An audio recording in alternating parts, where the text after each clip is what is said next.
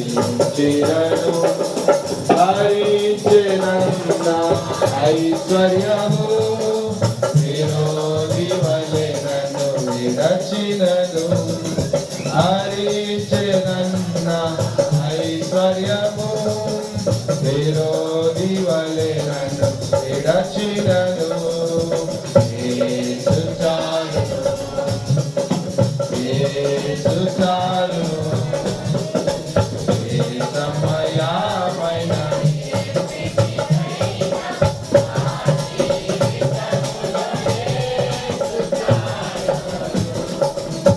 పాట బాగా పాడతాం యేసు చాలు ఒక తులం బంగారం పోయినందుకు ఎన్ని రోజులు ఎడుతారు 1,00,000 రూపాయలు పోతే ఎడుతా అంటారు కూర్చొని ఏంటిది కారణం అంటే యేసు ప్రభు చాలంటే ఎందుకు ఎడుతావు అదే ఇది అందుకే ఒక సేవకుడు ఆయన ఏమని మాట్లాడు తెలుసా మీరు పాడే యథార్థంగా పాడడం లేదని ఆయన ఏం పడేది సార్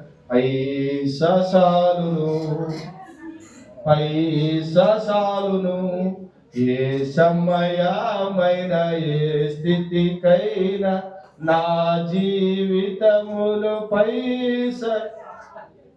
ఉన్నాబాదులో మనోహర్ గారని ఆయన ఇట్లా పడ ఏంటిది కాలం అంటే ప్రభులోను అందుకొరకే దేవుని విడుదల అందుకొరకే ఏ సమయమైనా ఏ స్థితికైనా నా జీవితంలో ఎవరు చాలు అందుకొరకే ఆయన నీ జీవితం అంతటికి చాలిన దేవుడు నీ అవసరాలకు నీ అక్కలకు నీ కొరతలకు నీ సమస్యలకు నీ ఇబ్బందులకు అప్పులకు బాధలకు రోగాలకు ఇంకా ఉద్యోగాలకు ఇంకా నీ జీవిత యాత్రలో ఎన్నో వస్తాయో వాటన్నిటికీ ఎవరు మన ప్రభువు చాలు. తర్వాత 128 కీర్తన 128వ కీర్తన 3వ వచనం నీ లోగిడి నీ భార్య ఫలించు ద్రాక్ష వలివలు నీ భోజన బల చుట్టూ నీ పిల్లలు యెహోవా యందు భయభక్తులు కలిగిన వాడు ఇలాగూ యేసు ప్రభులో కుటుంబానికి కూడా ఆశీర్వాదం ఏంటిది అంటే దేవుని యొక్క మేలు కనుక ప్రభులో ఉన్న ఆశీర్వాదం నీ లోగిట నీ భార్య ఫలించు ద్రాక్ష నీ భోజన బల చుట్టూ పిల్లలు ఒలివ మొక్కలు కదా.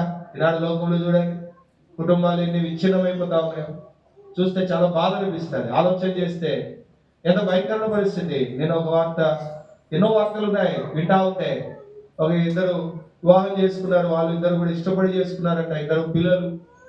అయితే ఆమె ఏదో ఉద్యోగం చేస్తుంది, ఆయన ఏదో కొంచెం తాగుడుకు బాధిత అయినాడు, సంపాదిస్తా వస్తా ఉంది. అయితే ఆమె సంపాదిస్తా ఉంది, ఈయనకేమో ఆమె మీద అనుమానం. ఆఖరికి ఏం చేసినాడంటే కాల్ చేసినాడు. ఈ వినడం మొన్న జరిగింది. కనుక ఏంటి విషయాలంటే ఎన్ని కుటుంబాల్లో నెమ్మది లేదు.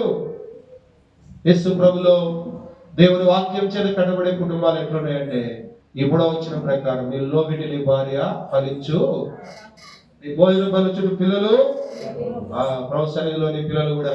అందుకే దేవునింటికి తీసుకురా. దేవుని సన్నిధిలో ఉండాలి మన పిల్లలు. భద్రత ఉంది, క్షేమం ఉంది, మేలు ఉంది. బయట ఎక్కడ కూడా క్షేమం లేదు. బయట ఎక్కడ కూడా నీ పిల్లలు ప్రభు ఇంట్లో ఉన్నారా, ప్రభు వాక్యం ఎదుగుతున్నారా, జాగ్రత్త పడు. ఎంతో నష్టం ఉంది. లోకం భయంకరంగా ఉంది, లోక సహవాసం భయంకరంగా ఉంది, లోక స్థితిగతులు భయంకరంగా ఉన్నాయి.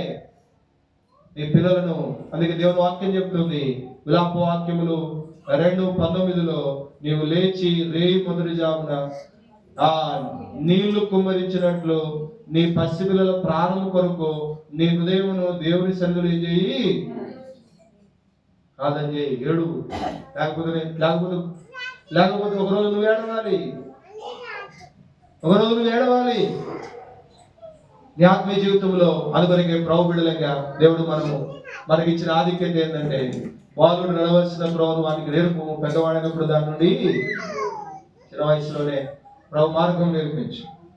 చిన్న వయసులోనే ప్రభు యొక్క ఉద్దేశంలో వాళ్ళు పెరగాలి. చిన్న వయసులోనే ప్రభు కార్యాల కొరకే వాళ్ళు సిద్ధపరచు. ఈ దినాల్లోనే నీ పిల్లలు ఆత్మీయంగా ప్రభు కొరకే నువ్వు సిద్ధపరచలేకపోతే ఒక దినాన్ని ఏడుస్తావు. ఆత్మీయమైన సంగతులు చెప్పు. మోషే తల్లి అట్లా చెప్పింది, పాలిచ్చి పెంచింది. అందుకే పెద్దవాడైనప్పుడు ఐగుప్తు ధనము కంటే క్రీస్తు విషయం నింద గొప్ప. అల్పకాలం పాపభోగం అనిపించిన దేవుని ప్రజలతో ఫరో యొక్క కుమార్తె యొక్క కుమారుడును అనిపించుకోవడానికి ఏం చేయలేదంట, లోకాన్ని ద్వేషించగలిగిన ఆ సామర్థ్యం వచ్చింది. తిమోతి తల్లి విశ్వాసంలో పెంచింది, నిష్కపటమైన విశ్వాసం. అందుకొరకే శక్తిగల పరిశుద్ధ లేఖనాలు నేర్పించింది, వాక్యం నేర్పించింది. సండే స్కూల్లో తిట్టకూడదు, కొట్టకూడదు. వాళ్ళకి ఉట్టిగానే ప్రైజ్ ఇవ్వాలి. మళ్ళీ ఎందుకు మళ్ళీ గొడవ? మందిరాలకు వచ్చి వీళ్ళు నాకు గొడవ ప్రైజ్ లేదని గందరగోళం చేస్తారు. అది కాదు ఆత్మీయంగా కదా. ప్రభు కొరకు పెంచు, ప్రభు వాక్యంలో పెంచు, ప్రభు యొక్క మార్గం